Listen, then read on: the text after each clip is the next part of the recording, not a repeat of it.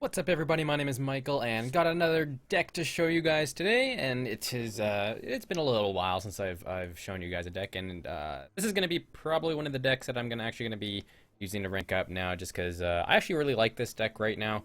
It's sort of a tokens mid-range deck. I just sort of wanted to make a basic mid-range deck for Druid, but I was like, let's put a little bit of a twist on it. I love building decks. I love doing things a little bit differently.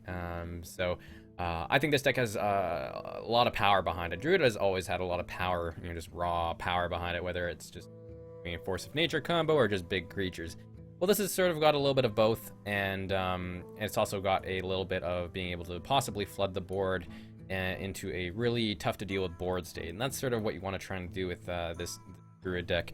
The one thing Druid has always been poor at is sort of coming back from a board they're behind on. So really, from the get-go, you want to just try and fight for board control, just like any mid-range deck.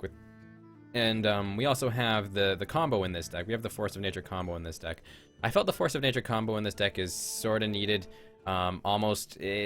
Nowadays, having Burst in your deck is just extremely valuable, especially in a deck like Druid, where if you do get behind on the board and you sort of get board wiped or everything gets dealt with and you don't really have too many answers in hand, depending on the type of deck you're going up against, you're sort of fighting a losing battle. And once you actually establish board control with Druid, you really want to try and just end the game as quickly as you can. And Force of Nature Savage Roar does that for you.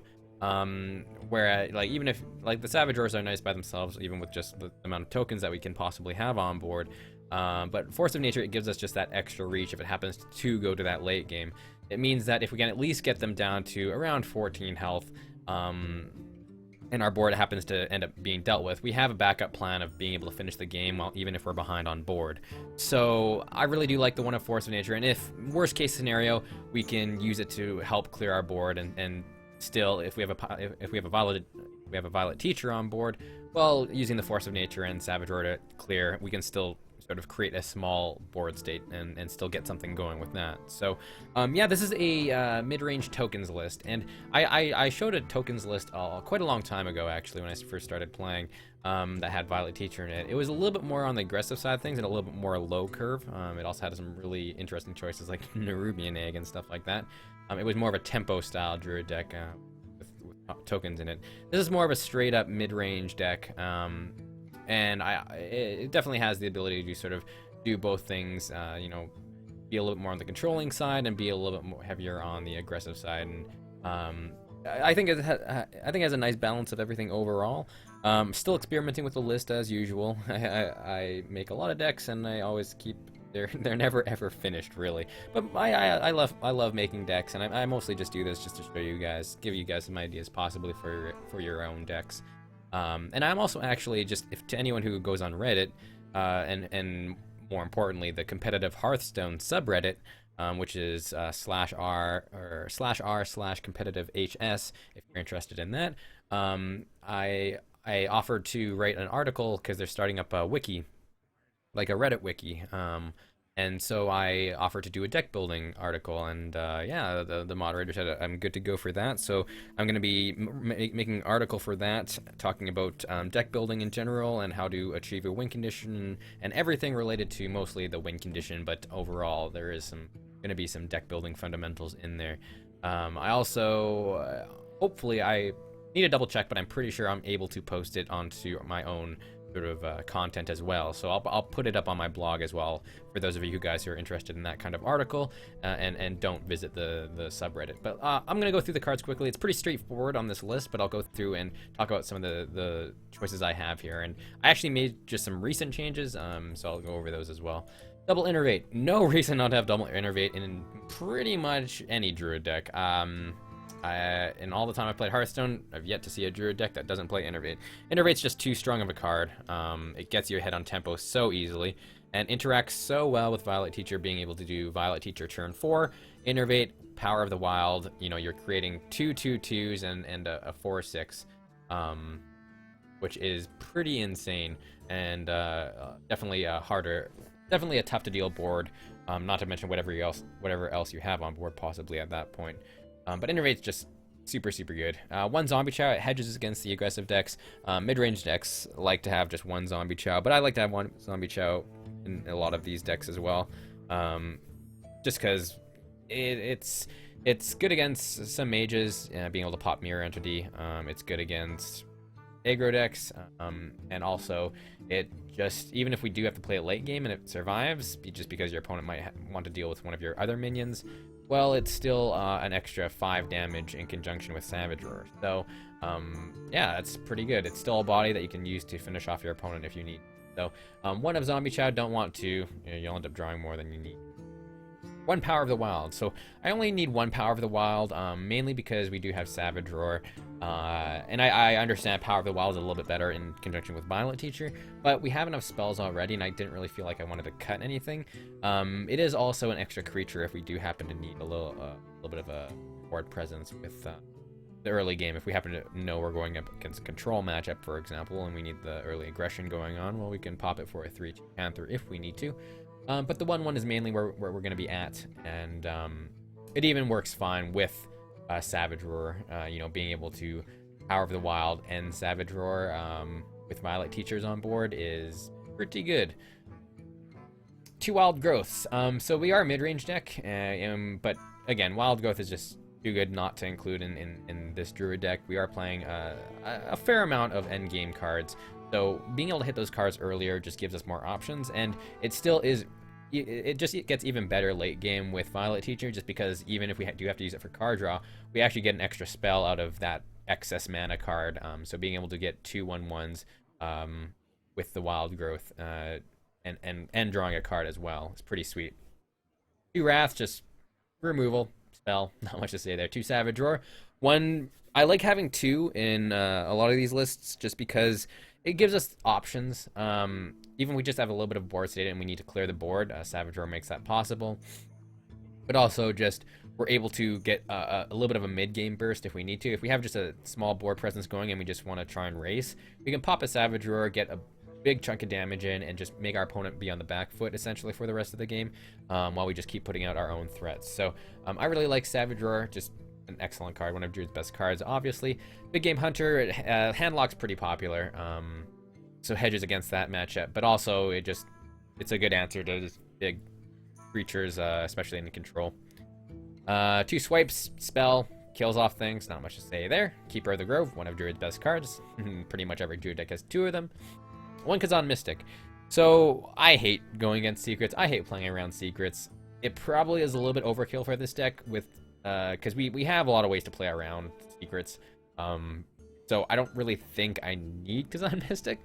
But the ability to pretty much steal wins for free, like the tempo swing that you get from Kazan Mystic, you pretty much always win the game. I've yet to play a game where if I've actually stolen a secret, I have not lost the game. So it's like it's a tech card that can just sort of steal games, even though this deck doesn't really need it. It is still a creature. It's still a body we can play on curve. So I mean, it's not terrible. I mean, it's not great, of course. It is 4/3 for 4. But the tempo swing that you have with it, being able to steal secrets, is just so incredibly huge. Not to mention, against Hunter, for example, their explosive trap is a little bit detrimental to our Violet Teacher tokens, and it even prevents us from doing Force of Nature to their face. We have to pop it first before we can actually Force of Nature combo. So it sort of stalls us for a turn for that if we have it. So, I mean, it's not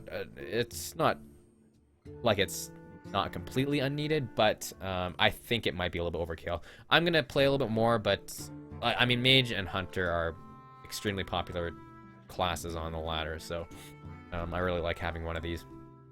1 Piloted Shredder, just an extra threat. It's a sticky body and just a good mid-range threat. 2 Violet Teacher, just sort of one of the key pieces in this deck. It's able to trade with Piloted Shredder and still live, which is pretty sweet. But also it's a army of 1/1s, not much to say there. Nourish. So I like Nourish. I'm always a sucker for just like drawing cards, and also just 1 Nourish in a lot of my decks is sort of what I like to do. You'll notice in a lot of my decks I run 2 Ancient of Lores plus 1 Nourish. I hate running out of gas as a Druid, and I feel Ancient of Lore is a little bit too late game, where sometimes if you need to dig for answers, Ancient of Lore is just, you're unless you got Wild Growths and Innervates going, you're not playing it till turn 7, and you sometimes die by then. So being able to just hit it turn 5, like if you feel you really need to dig for answers, even just turn 3 with Innervate, nourishing and drawing through your deck, it's pretty strong. And not to mention, if you do have a top-heavy hand, you can even nourish and get 2 mana crystals. I've done that before, and it just gets you super ahead on the board, just playing your Dr. Booms, Toshley, Ancient of Lores. Like being able to draw 2 mana crystals and still be able to draw cards the next turn with Ancient of Lore, just like 2 turns earlier, it's pretty strong. So I really like the One of Nourish, and it's not to mention it is a spell for Violet Teacher. So you can sort of have a dream combo of play Violet Teacher, have it survive a turn, next turn play Nourish into Innervate, and possibly like Power of the Wild, and just like create an extremely huge board state.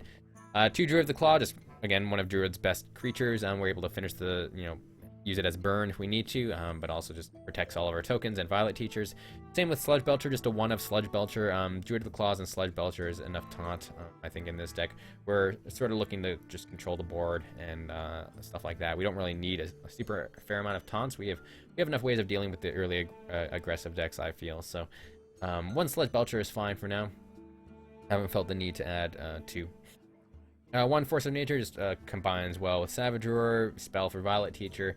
We can clear the board if we need to with it, or just kill our opponent. Mech Bear Cat. So Mech Bear Cat is, I like having 2 Dr. Boom targets. It's always nice to have 2 Dr. Boom targets. Just this sort of can pave the way and clear BGH for Dr. Boom before the turn he's played. Or if not, it is a 7/6 for 6. It's an extremely large threat. Your opponent has to deal with it, and unless they have a way like BGH or something to deal with it, you can potentially get a lot of value out of it. So spare parts just interact extremely well with Violet Teacher, and it also, spare parts, not to mention, interacts well with the next card. Black Knight. So Black Knight has not been surfaced for a while now. Not 100% sure the reason why. I feel the reason is it's just because it's a little too slow. I mean, you're getting a 4/5 body for 6, and it is a situational card. But I do like it in Druid, mainly because you are able to sneak it out earlier rather than later. I feel Black Knight fits in Druid's decks the best, just because of cards like Wild Growth and Innervate. You're able to get it out earlier, but also in this deck specifically, I like having the Black Knight in quite a few spare part types decks, just because it is a minor interaction, but it can still be pretty strong. Being able to get a spare part taunt card and being able to taunt one of your opponent's minions and then kill it with Black Knight. So it is a little bit of extra removal for Druid, and Druid has always lacked removal, essentially. So being able to have that option for us is pretty nice, but also it does make the handlock matchup better, which is another tough matchup, in my opinion. Toshley. So I crafted a Toshley. I really like Toshley as a card. I mean, it's a 5/7 for 6, so it's a pretty big body. So it is most likely guaranteed to survive the turn, and it doesn't die to BGH. And also you get value out of it right away and when it dies, and getting extra spare parts for Violet Teacher shenanigans is pretty sweet. And it is an extra body that can stick around for Savage Roar combo.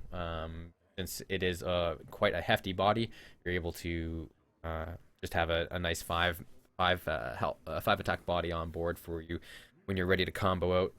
2 Ancient of Lores, just again one of Druid's best cards. Gives a little bit of healing late game if we need to stabilize against those aggressive decks, or just draw us into more threats. And Dr. Boom, it's Dr. Boom. It's no reason not to play it in these types of decks. I mean, it gives us extra minions on board. If they don't deal with Dr. Boom plus the 2 Boom bots, it adds extra damage for Savage Roar combo.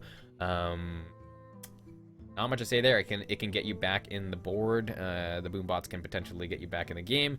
Dr. Boom is Dr. Boom. You all know the stories of how OP Dr. Boom is. But anyways, yeah, that's the list, you guys. Hopefully you guys enjoy this list. I think it's a lot of fun, and it's got a lot of power behind it, I think. Tokens has always been a favorite type of strategy of mine.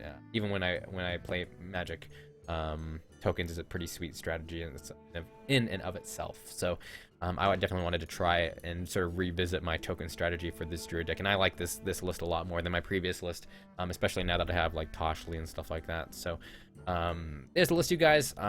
Hopefully you guys enjoyed this video, and be on the lookout for my article coming up. If you guys aren't following my blog, it is in the description below. It's mygamermind.wordpress.com.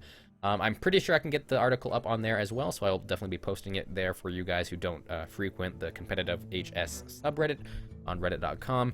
But if you do, be sure to be on the lookout for that once the wiki goes up as well. But take care, you guys. Hope you guys have a great night, morning, day, wherever you are, and I will talk to you guys later.